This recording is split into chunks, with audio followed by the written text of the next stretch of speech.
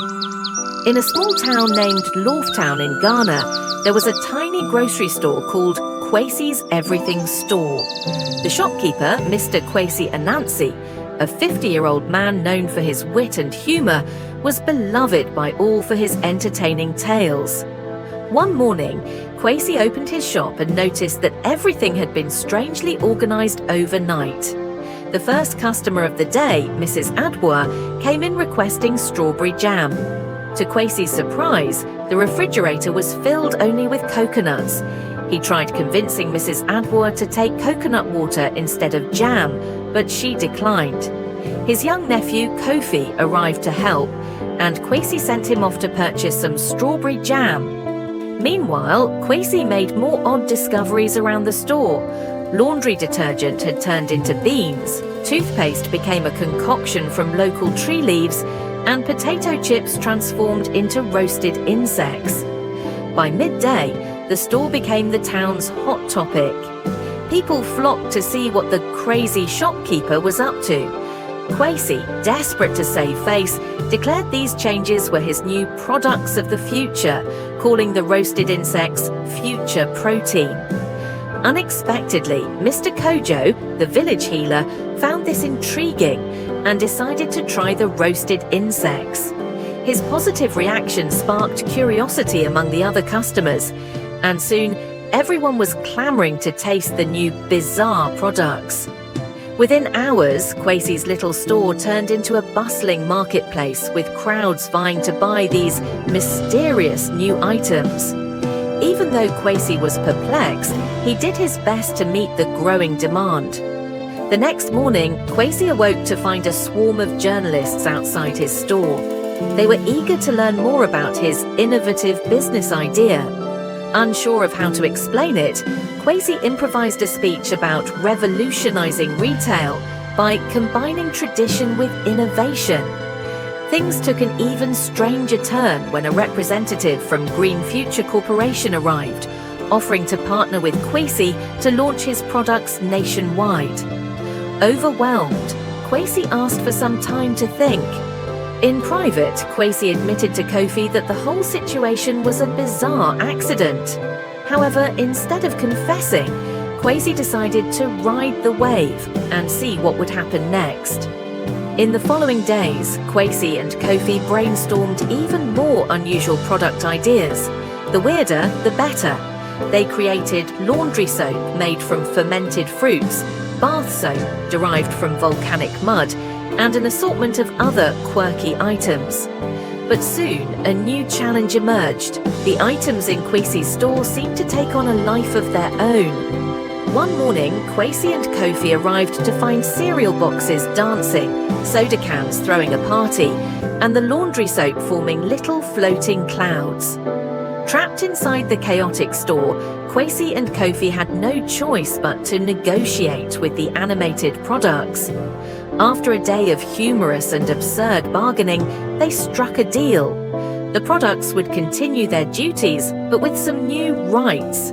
News of the revolt and the historic agreement spread like wildfire, once again putting Kwesi's store in the headlines. Experts began debating the viability of his unique retail model, while Hollywood announced plans to make an animated film about the adventures of the talking products. Facing this strange new reality of running a store where products had minds of their own, Kwesi and Kofi decided they needed extra help. They posted a cryptic job advertisement and ended up hiring 3 new employees. To explain the store's odd nature to increasingly curious customers, Yar suggested turning it into a game. They rebranded the store as Kwesi's Magic Shop, where customers could shop and embark on a mini adventure. Each customer received a treasure map with clues to find special magical items. The idea caught on quickly. People from near and far flocked to participate in the unique shopping game.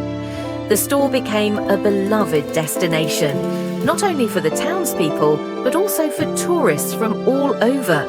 However, with the growing popularity came new challenges. Other grocery stores in the area began copying Kwesi's concept. Some even hired actors to pretend to be magical items. Kwesi realized that to stay ahead, they needed to continuously innovate.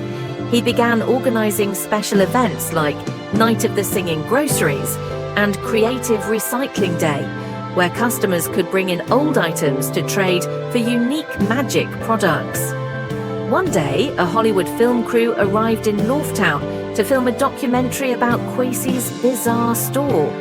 Initially, Kwesi and his team worried that the secret of the sentient products would be exposed. But they soon realized that no one truly believed the items were alive. Everyone thought it was all an elaborate performance. The documentary became a global sensation, and Loftown turned into a major tourist destination, with thousands of visitors flocking to see Kwesi's magic shop every day. Yet with fame came exhaustion. Kwesi and his team worked tirelessly to keep up with the growing demand. Even the sentient products began feeling the strain of constantly performing for curious customers. One night, after closing the store, Kwesi sat down for a heart-to-heart with the products. "Are you happy?" he asked. The products were silent for a moment before a cereal box spoke up. "We're grateful for everything you've done, Kwesi. But sometimes we miss the peaceful days."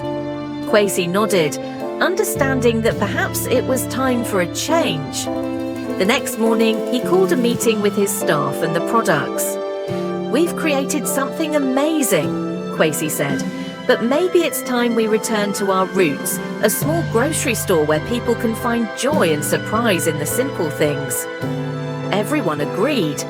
Over the next few weeks, they slowly phased out the magic elements and returned to being a regular grocery store, albeit one with a dash of humor and surprise in how the products were displayed.